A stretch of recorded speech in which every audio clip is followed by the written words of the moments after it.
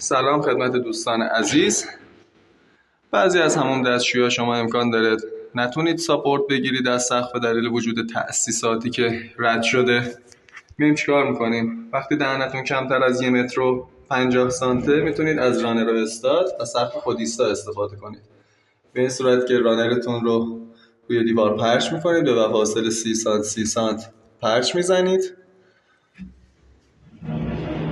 استاداتون به فواصل 50 سانت 50 سانت یا 48 سانت 48 سانت بستگی به گچبرگتون داره سازی کشی میکنید. برای زدن دریچه بازدید و دسترسی به تأسیسات حتما نیاز هست که 5-6 سانتی جایی که میخواید دریچه بزنید حتما ساز رد شده باشه.